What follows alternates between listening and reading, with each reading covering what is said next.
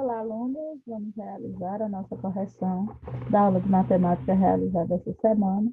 Hoje nós iniciamos o trabalho sobre potenciação, né? Vimos algumas regras de potência e é necessário que vocês anotem no caderno, estudem essas regras de potência para facilitar a compreensão de vocês, né?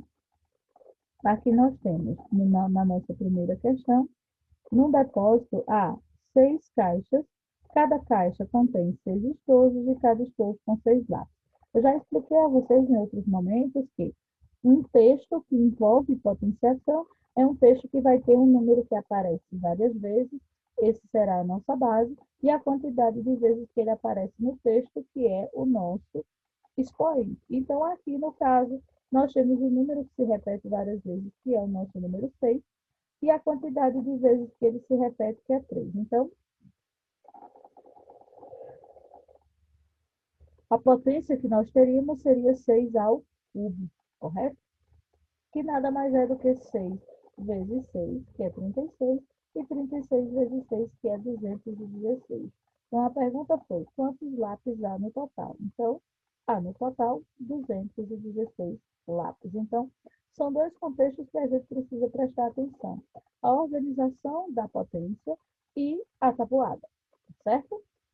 Vamos ao nosso segundo quesito. No nosso segundo quesito, nós trabalhamos o contexto de conversão de um expoente negativo para um expoente positivo, ou seja, quando você tem um trabalho de potência que o seu expoente é negativo, a gente viu que não se pode trabalhar matematicamente com esse expoente estando ele negativo, eu preciso convertê-lo para positivo. Quando isso acontecer, se eu estiver trabalhando com um número inteiro, eu vou transformá-lo numa fração, passando para colocando o número 1 embaixo. E na sequência, a gente gira a posição dos números. Esse giro é que faz com que a potência deixe de ser negativa e passe a ser positiva.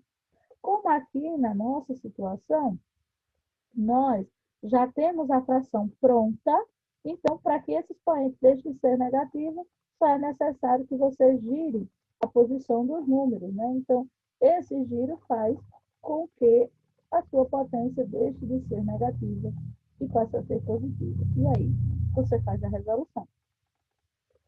5 ao quadrado, que é 5 vezes 5, dá 25. 4 ao quadrado, que é 4 vezes 4, que dá 16. Então, vamos ver aqui o nosso projeto. Aqui na letra A eu tenho 2 terços elevado a menos 1. Então, a gente gira, fica 3 meios elevados a 1. E a gente já aprendeu nas propriedades de potência que todo e qualquer número elevado a 1 é igual a ele mesmo. Então, só vai colocar 3 meios. Na letra B, eu tenho 1 meio elevado a menos 3. Então, para esse menos 3 ficar positivo, a gente gira a ordem dos números, correto? 2 ao cubo seria 2 vezes 2, 4 vezes 2, 8. E esse 1 aqui, 1 vezes 1 vezes 1 é 1. 8 dividido por 1 é igual a 8 inteiros.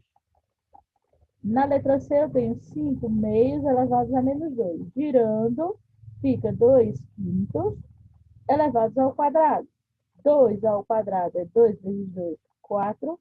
5 ao quadrado é 5 vezes 5, 25. Vamos à nossa letra D.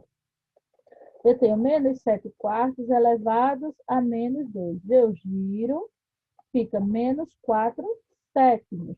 E aí a gente volta para a nossa propriedade, que nós vimos também lá no começo, que é base negativa e expoente par. Se a base negativa e expoente par, ela vai ficar positiva. Então, eu já sei o sinal da potência. Como é 4 ao quadrado, é 4 vezes 4, 16. 7 ao quadrado é 7 vezes 7, que são 49. Então, aqui estão os resultados das 4 questões propostas no segundo quesito. Eu espero que vocês tenham conseguido fazer os giros e resolver as potências de maneira correta. Caso você tenha errado alguma, veja direitinho o que você errou, onde você errou e corrija no seu caderno. Vamos para o terceiro quesito, a diferenciação de resultados quando nós temos base negativa entre parênteses e sem os parênteses. O que foi que nós vimos?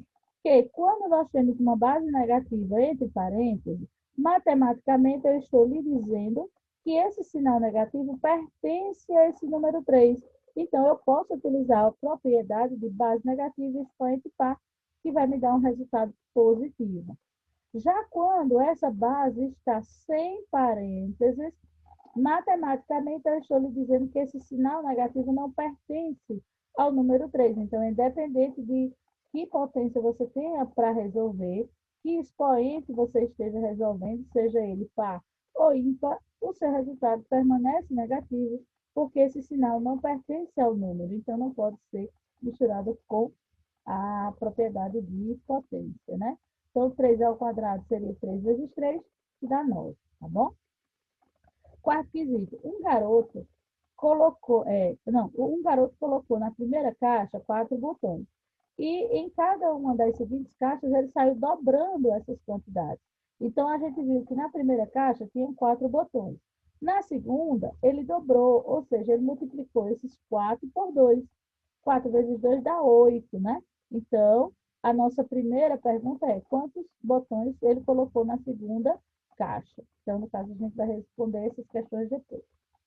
Na terceira caixa, ele dobrou de novo. Então, na primeira era 4, ele dobrou. Então, 4 vezes 2, 8. Na terceira caixa, ele dobrou de novo. Então, é 8 vezes 2, que dá 16. Quantos botões foram colocados na segunda caixa? 8 botões. Quantos botões foram colocados na terceira caixa? 16 botões. E quantos botões foram colocados ao todo? Então, eu tenho aqui 4 mais 8 mais 16. Se eu fizer 16 com 4 dá 20, mais 8, 28. Essa ordem de cálculos não interfere. Se eu fizer 8 mais 4, vai dar 12, né? 12 com 16 dá 28. Beleza? E agora vamos para a nossa última questão. Nós tivemos aí uma questão bem tranquila para ser feita, né? Bem rápida de ser realizada, que não envolvia muito cálculo, envolvia mais a atenção de vocês. Esse quinto quesito era todo feito utilizando as regras de propriedade de potência. A gente viu que todo e qualquer número elevado a zero é igual a quanto? É igual a 1. Menos 6 elevado a 1. A gente viu que todo e qualquer número elevado a 1 é igual a ele mesmo. Aqui do mesmo jeito, 0,0 elevado a 1 é igual a ele mesmo. Qualquer número, aqui eu tenho uma fração elevada a zero, é igual a 1. Pode ser um número, pode ser uma fração, pode ser um número decimal, não importa. Seja ele quem for, o resultado vai ser sempre 1. E aí a pegadinha que nós temos na letra F e na letra G. Eu tenho menos 7 elevado a zero, estando ele entre parênteses. Eu tenho menos 7 elevado a zero sem os parênteses. O que é que isso significa? O menos 7 elevado a zero entre parênteses dá 1. Menos 7 elevado a zero sem os parênteses também vai dar 1. Ele não segue a regra, por quê? Porque ele está elevado a zero. Qualquer que seja o número, com parênteses, sem parênteses, decimal, inteiro, fração, todos eles, o resultado é 1. Ok? Do mesmo jeito que a gente fez, ó. Ele fez outra pegadinha aqui. Ele colocou ele entre parênteses e aqui sem parênteses. Qual é o resultado? É sempre 1. Tá? Então, essa atividade é para mostrar a vocês a regra que nós trabalhamos.